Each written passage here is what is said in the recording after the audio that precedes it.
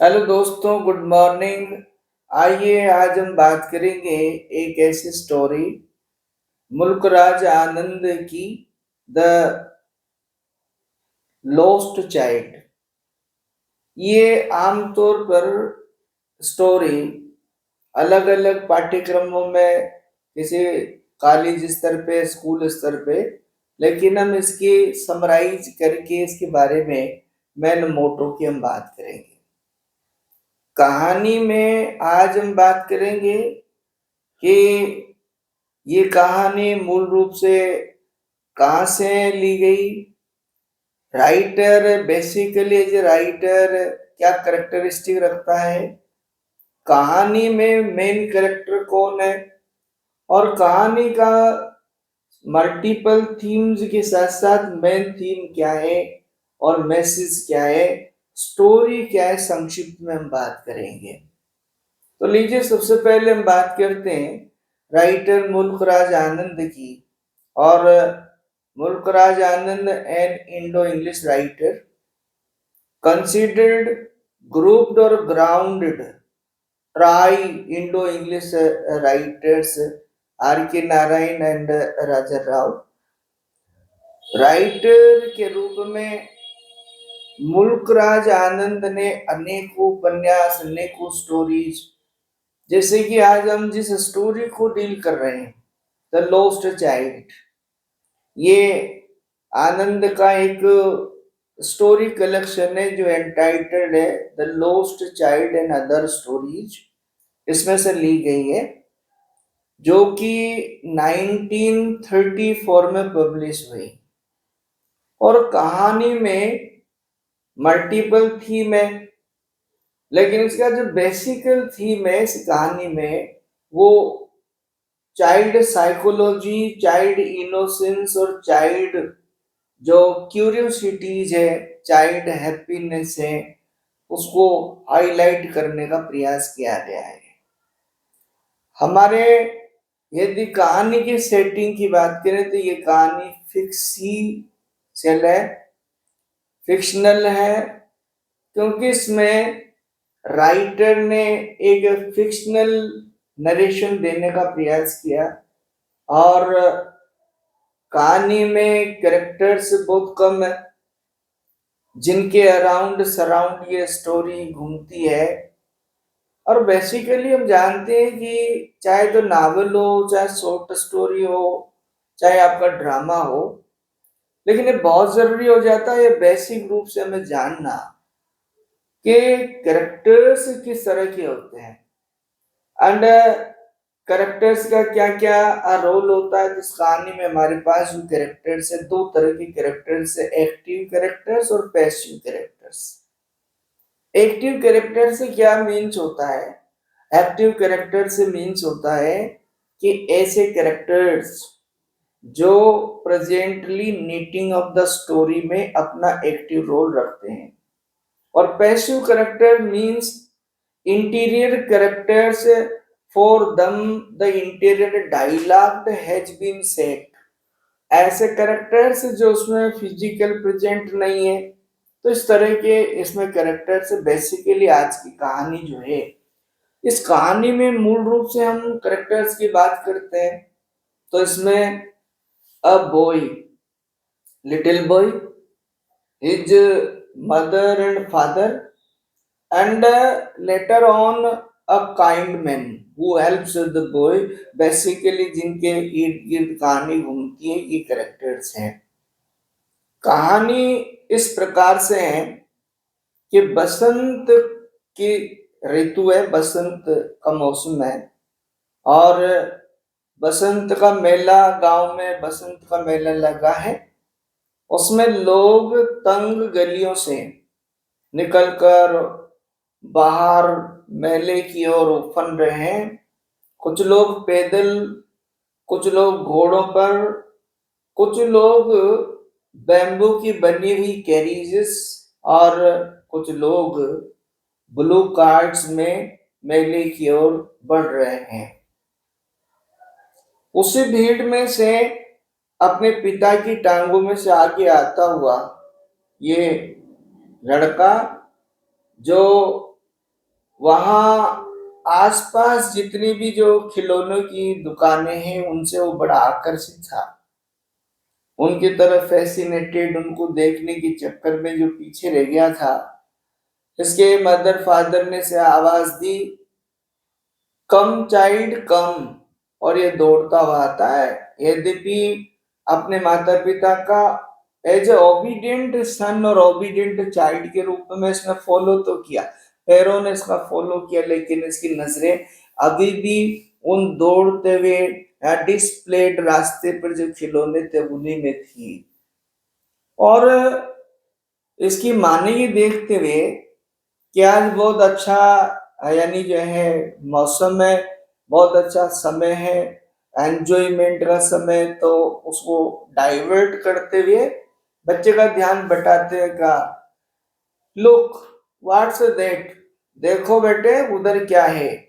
और सामने mustard field, सरसों का पीला खेत चारों तरफ, और उसकी तरफ उसका ध्यान लेती है जहां ड्रैगन फ्लाइज, ब्लैक बीच और बटरफ्लाइज अपना मकरंद इकट्ठा करने के लिए रंग बिरंगे पंखों वाली ये उड़ रही है, और इनकी तरफ भी बच्चे का ध्यान आकर्षित होता है। ये बच्चा उसमें खो जाता है उनको पकड़ने के लिए उनके पीछे, और इस वजह से वो उनसे पीछे रह जाता है। उसके माता पिता एक आगे जाकर एक ग्रव जुरमुट में वहां एक कुएं के पास बैठ जाते हैं और इसे आवाज देते हैं, और ये भाग कर वहां जाता है। आगे जब बढ़ते हैं तो मेले के किनारे ये सबसे पहले सुनाई देता है इसको एक स्वीट मीट, मिठाई वाला हाकिंग हाकर, वो आवाजें लगा रहा है, गुलाब जामुन, रसगुल्ला, बर्फी, जलेबी। और ये लड़का जिसकी सबसे अच्छी पसंद है, सबसे बढ़िया पसंद है बर्फी, और किस तरह से मिठाई वालों ने मिठाइयों को जैसे तो कोई इंजीनियरिंग वर्क हो, जैसे तो कोई आर्किटेक्चरिंग का वर्क हो, बहुत डेकोरेटेड सजा कर, और जिन पे चांदी के बहुत अच्छे अच्छे जो है अर्क का काम करके सजाया हुआ है, अट्रैक्टेड हो जाता है और अपने पेरेंट्स से कहता है, आई वांट दैट बर्फी। लेकिन इसके पिता अपनी चिर परिचित आंखों से, ओल्ड एंड कोल्ड आईज, मुहावरा यूज हुआ, चिर परिचित फेमिलियर रेड आईज, और टाइरेंट वे में उसकी तरफ देखते हैं, और ये बिना उनको लिए, उसको मालूम है कि उसे दिलाया नहीं जाएगा, आगे बढ़ता है। लेकिन जब आगे बढ़ता है तो वहां एक फूल बेचने वाला, और वो आवाजें लगा रहा है, garland, gulmohur garland, that also attracts the attention of this child. ये चाहता है लेकिन उसे वापस याद आता है, और यदि उसने ये कहा है तो उसे मालूम है कि उसके माता पिता उसे कहेंगे, मिठाई मांगने पर कहेंगे, यू आर टू ग्रीडी, बड़े लालची हो। और माला के लिए आई वांट गुलमोर गार्लैंड, तो वो ये कहकर उसे नहीं दिलवाएंगे कि ये बहुत चीप, बहुत सस्ते हैं, बहुत हल्के, अच्छे नहीं हैं।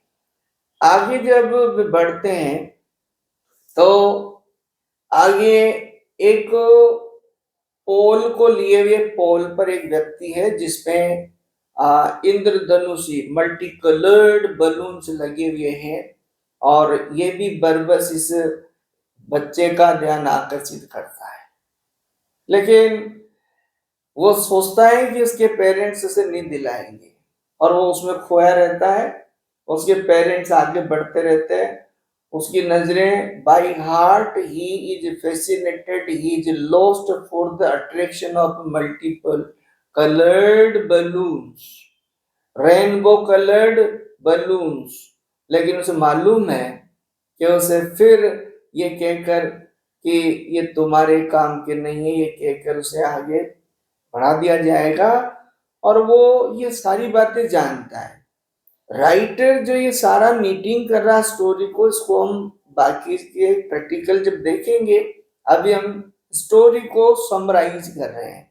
मैं बार बार ये भी कहता रहा हूं बच्चों से, चाहे कॉलेज स्तर के हो, स्कूल स्तर के हो, हमें बात ध्यान रखनी है कि इस तरह के वीडियोज के माध्यम से हम केवल समराइज करते हैं। यदि आप किसी कंपटीशन, किसी एकेडमिक एग्जाम पर्पज से ये हमारे कोर्स में प्रेस्क्राइब्ड, चाहे आपका डिटेल्ड स्टडी पर्पज हो, चाहे नॉन डिटेल्ड स्टडी पर्पज हो, we have to go through the textual references and textual paragraph so that you can have textual information for the purpose of exam।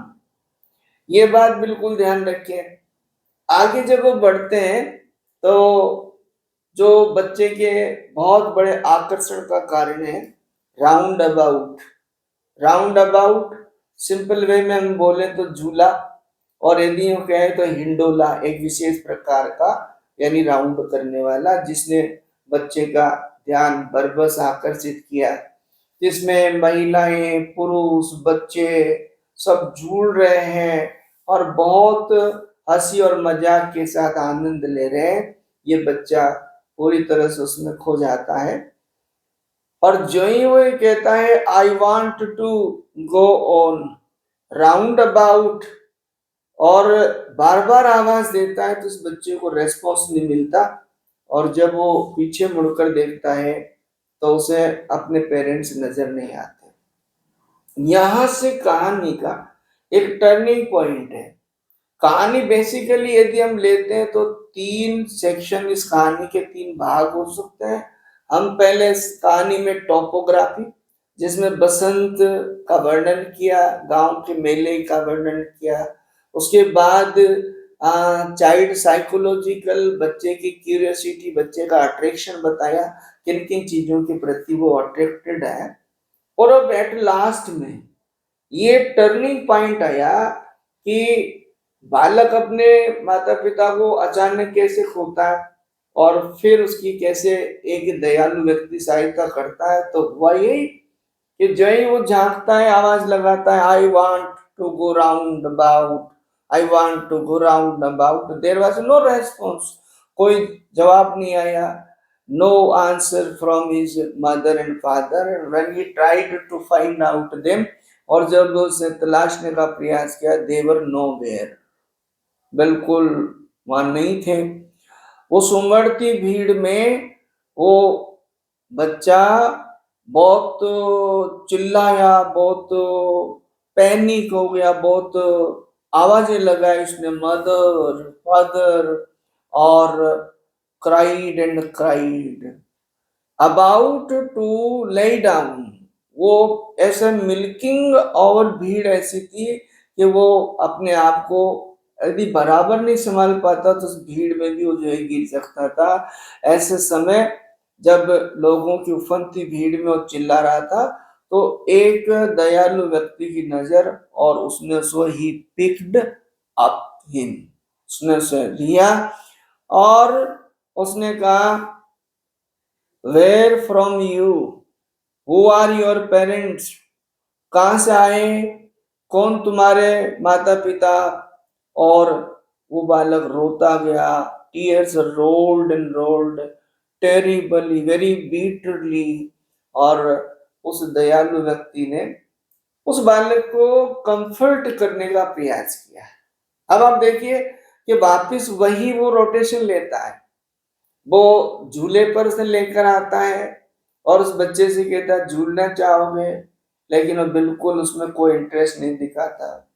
आगे चलता है तो charmer, जो snake charmer था, जिसे देखकर वो कितना अट्रैक्टेड हुआ था और कितना जो है उसे देखना चाहता था, लेकिन उसके फादर और मदर का पहले ही जो चार्मर जो म्यूजिक प्ले करता उसके बारे में कह रहा था chorus music, and you need not to listen such chorused music. उसके प्रति किसी तरह की रुचि नहीं दिखाता। आगे गार्लैंड जो सेलर है वहां ले जाता और कहता कौन से तुम जो है माला लोगे, नो इंटरेस्ट है, वो कोई ध्यान नहीं देता। और सबसे जो बड़ा जो आकर्षण था बच्चे के लिए वो था जो उसकी पसंद की जो मिठाई थी बर्फी, जिसके लिए तो उसके मुंह में पानी आ गया था पहली बार जब उसने देखा था।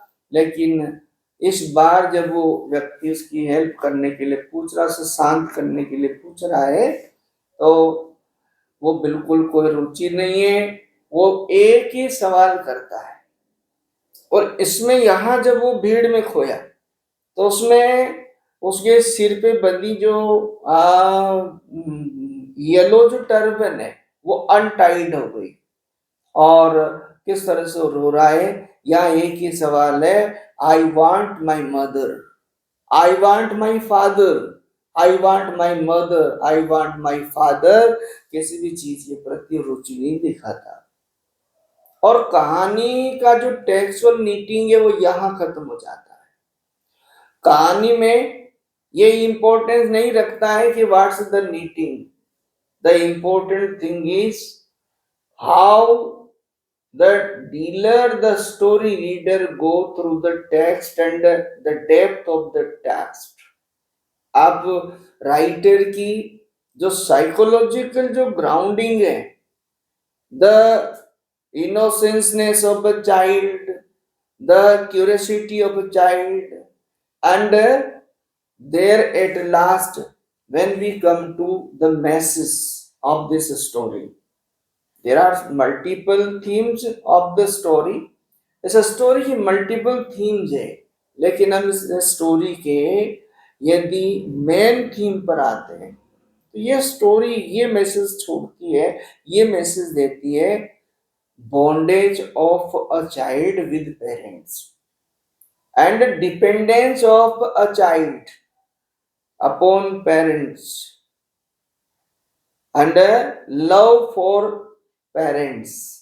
And in a short, probably when we come mainly to this theme, having aside all other multiple themes, writer here for the purpose of child and parents wants to say, though the materialistic or the mortal things are the attraction of the children, but at last they have no use in the comparison of the maternal paternal love. That is the main message. I think you have gone through the story's discussion and have taken the viewpoint of this story. We'll meet you in next video. Till thank you for watching.